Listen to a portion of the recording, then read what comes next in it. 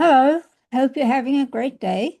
Um, Today like to talk a little bit about this theme I've already introduced about working in two places.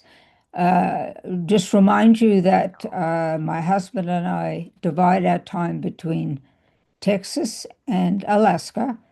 At the moment, we're in Texas. Been in Texas for a few weeks, and next February, the end of February, we'll go back to Alaska, where we'll stay until October. So that's kind of the pattern of it. So there are two obstacles to this. Last time I spoke about it, I spoke about the advantages. That is very good for the creativity. It Because the two environments are so different, they make me realize that I can be many different types of person and still identify. Both places are very pleasant physically, which is important, but there are some practical difficulties. First of all, such a long journey it does present a certain amount of upheaval beyond just jet lag. And you have to find a way to keep to your creative writing routine in the same way as you did in the other place. So my goal is to observe time-wise exactly the same routine. Doesn't always work. Um, I have a lot more errands to run in Texas because we have a bigger house, but the climate's different. So that affects how I feel when I go out first thing in the morning and so on. So it may take a while, but you can do it. Another thing about the creative writing part is that what do I need for it? Well, I need a good laptop, and I use a Macintosh. And I now have my Kindle Scribe, which I'm going to use as a companion to my creative writing. I'm beginning a new book, which is very exciting, and I'm going to use the Scrivener app and the Kindle Scribe to organize that book and organize the notes about that book.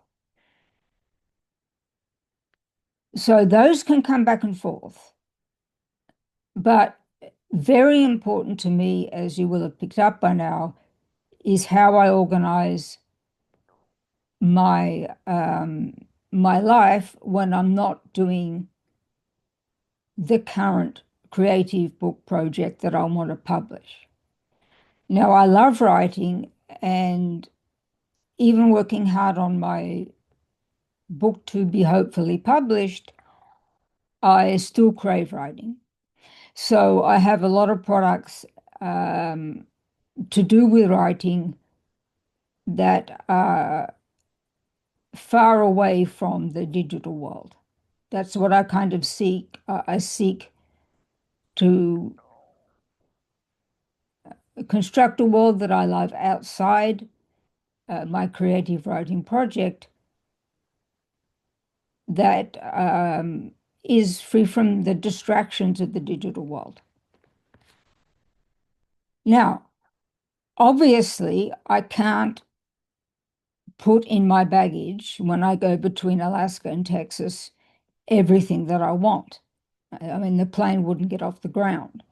So I'm in the situation of having to do without certain things that are not in the place where I am, but maybe I have something that substitutes.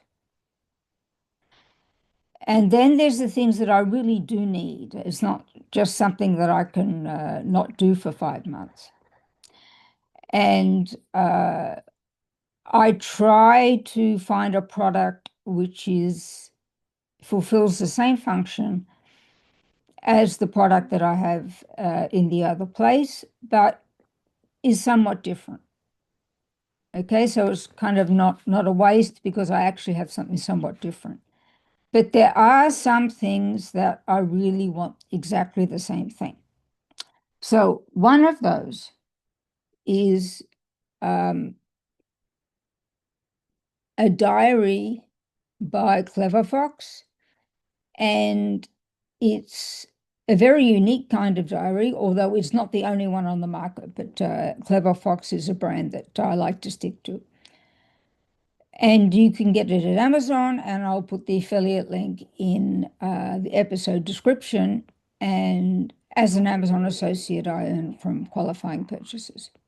So the nice thing about this diary is it's called the one line a day, one line a day journal. And I've found that I really need it now that I've started to use it because I also advocate keeping a much more comprehensive diary that's many more than one line in a day. But I've noticed that with this diary, I always find something in the day that when I come to write it down, um, I realize I've achieved more than I thought. Um, a lot of writers grapple with this feeling of going nowhere. And I find that with this diary, I may not always be going somewhere with the creative writing, but I am going somewhere with my life, and it's usually at least partly related to my writing project. So I have one in Alaska of a different color. So that was the only concession I was prepared to make. And it's actually a little more than one line a day. So you'll see the ink there, okay? And then that gives you the size of the space that you have to write in. So it's more like 5 lines a day, but it's not much, and you can find time to do it. Now, I like to write letters by hand and use wax seal stamps and all those things that you've seen in my other podcasts. This kind of old-fashioned writing world where you go slow and you savor is what I crave when I'm not doing the writing project to be published digitally. So I love the Scrivener fountain pen. And I have already done a podcast on the rollerball pen. But in Alaska, I also have um, a medium point and a fine point. So I wanted something different in Texas. So what I went and did was I bought this nice luxury version of the Scrivener fountain pen. You see gold, it's gold.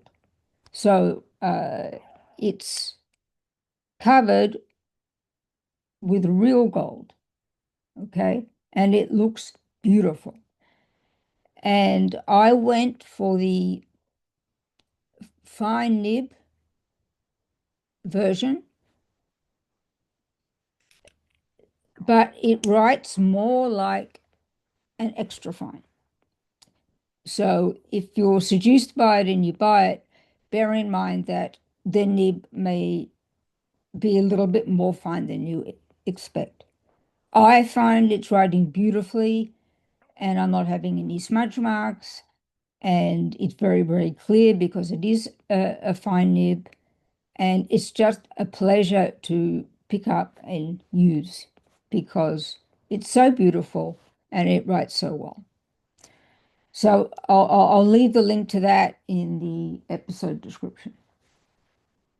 Now, you may say, why didn't my Scrivener fountain pen come with me from Alaska? I mean, it's a tiny thing, right? The main thing is I don't want the Scrivener pen to get damaged. And, with the Macintosh laptop and the Kindle Scribe and my iPhone and all the things that I'm putting in my personal item for the plane, I don't want to risk damaging my fountain pens. But if you're just going on a short trip, as I will be actually next week, you can get this nice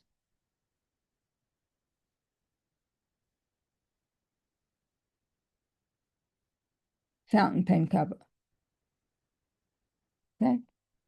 Now, I'm reaching for my iPhone because I always forget the name of it. I have one in Alaska too, and it is the Janko, Jankow, Jankow pen case. Okay. So it has a little loop inside for you to put your pens, and it's strong. Okay. And there's the Scrivener pen inside. So rather than having to carry the whole Scrivener pen box, I've just got to carry this thing, and it does up with a really strong zip. And there's my fountain pen, all protected for my short trip where I won't have as much stuff, and I can put it somewhere where it's safe. But I'm so glad that I got this golden Scrivener pen. It's just beautiful to write with. Beautiful to write with.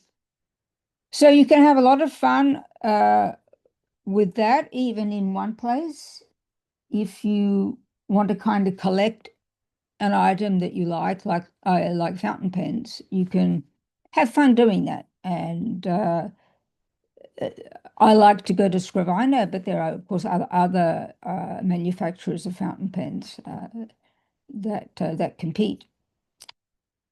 So I'm going on pretty well with getting my creative writing up and running again, except that I have a trip of about 10 days coming up. So my work on the next book will begin after that. So that'll be about mid-November. And I'm excited about it. And I'm excited about talking to you about it when I do my podcast. Okay, so that's it for today. And I hope you're all doing well. And if you're listening to the audio version of this podcast, um, of course, you can't see the things that I've shown you, but I will have the affiliate links in the episode description of those audio podcasts also. And as an Amazon associate, I earn from qualifying purchases. And so you can just follow the link I have in the episode description, and that will take you to the page of the product on Amazon, and you'll be able to see what I mean in my description. Okay. Okay, guys. Bye for now. Don't forget to subscribe, please, like, and comment. Okay. Bye.